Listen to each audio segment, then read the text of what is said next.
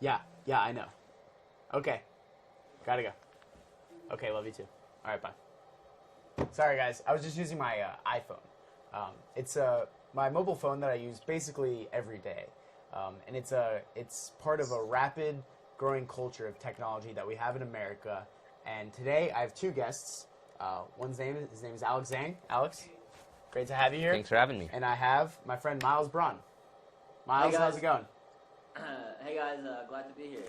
And both of these two fellas, although they've never met in life, they do things that are pretty similar. They're both working in technology.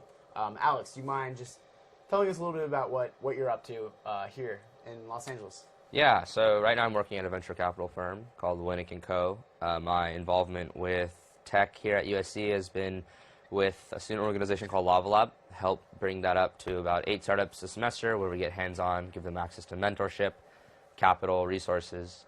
Also help start Spark SC on campus, sort of the umbrella student organization that encompasses all startup things on campus.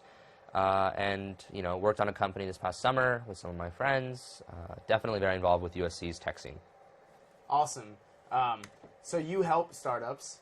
Miles, you're working on a startup, correct? Yeah, definitely.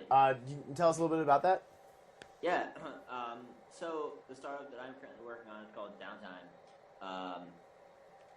Downtime, and basically what it is is as college students we sometimes run into the dilemma where we are so sort of focused on class and whatnot, and we lose touch with our friends, and we are unable to sort of find time to meet with them. And so what this app does is it allows students to sync their schedules with one another so that everybody is able to see when their friends are free, what types of when students have available time to kind of hang out or grab lunch. How often do you see yourself coming out of class and you have 45 minutes to your next class and you don't have much time, but you'd like to sit down and maybe catch up with a quick friend. Yeah. Or catch up quickly with a friend. With this app, what you can do is see who's available, who's at your expense or at your disposal, and basically connect with them and spend some time with them. Awesome. You pretty much sold me on that pitch. Yeah. So, Alex, what do you look for when you at your venture capital firm of a success? Like, what do you think makes a successful startup? What would you say? Happy users. Users that are coming back more than once, more than twice, multiple times a day is always a good sign. I personally am always a bigger fan if you look at a company and they've got, say, 20 users that check in 10 times a day. That excites me way more than 1,000 checking in once a month. Yeah, that's interesting. So, happy users pretty much means people constantly using the app, I guess? Yeah, happy users as in people that find enjoyment from using apps. Like Snapchat is fantastic, Twitter is fantastic, Facebook's great, but then you look at other apps that sort of make you cringe or really aren't very usable or break often. I feel like some of the trend today is just make an app with a crazy concept. Totally. Stupid, like create a lot of controversy, get big buzz, but like no not one's being usable. Yeah, totally. exactly. Totally. So, Miles, I do think your app has a lot of use. It's for friends, it's for college students, it's for high school students, it's pretty much for everyone. Yeah, definitely. How's it been going over there? Where? Here in Miami? In Miami. And how's it been going at the company developing? Oh yeah, Miami's great. First of all, the company we're doing really well.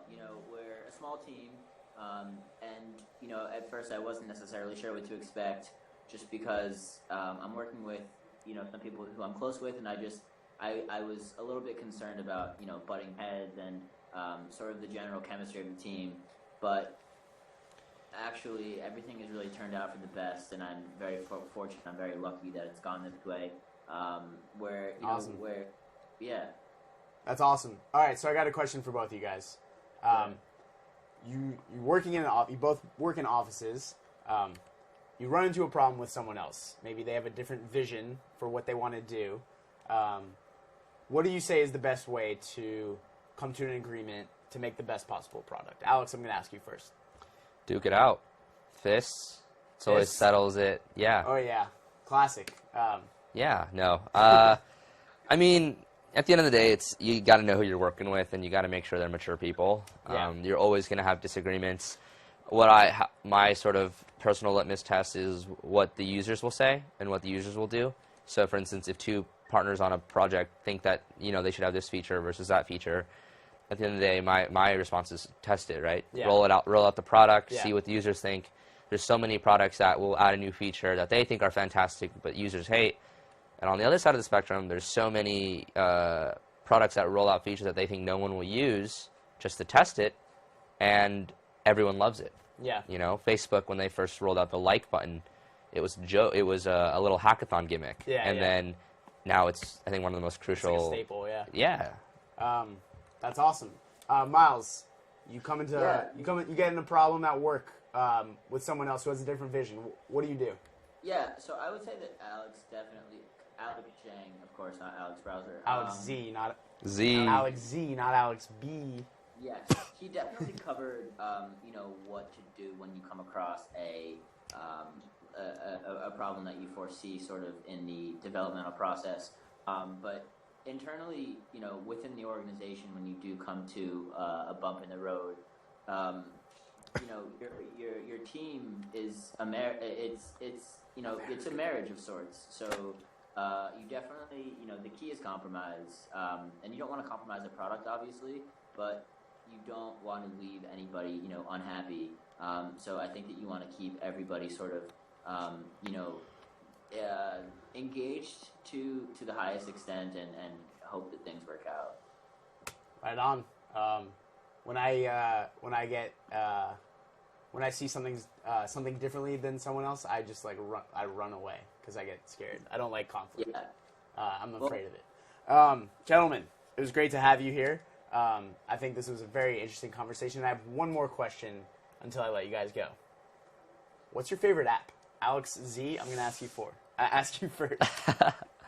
Favorite app? Favorite app? I'm a huge fan of Snapchat. I just think it's so fun to use. It's so great to see what your friends are doing in real time. I love the fact that in 24 hours it's sort of scrapped. It's just pure unedited content. It's not like Facebook where girls can take multiple shots and put filters on it. Yeah. Snapchat is just raw, what's going on in the moment. But I heard a lot of people, the biggest thing against Snapchat is that what if you're not going to be able to see the stuff you did what if you take awesome shots that you're going to want to remember in the future? I mean, they do just disappear. I know you could save it, but a lot of times, so I think that's totally. It's interesting. Miles, your favorite app? I would say that my favorite app is Instagram for the exact reason you're describing. I think it's really fun to keep in touch, visually with the lives of your friends, and it's really sort of wonderful to see what they're up to and sort of keep a tab on everybody. And what better way to do that than through sort of living life vicariously through them in a sense. So I say Instagram #1 in my heart. Amen, brother. And my favorite app is Angry Birds. Guys, thank you guys for being here.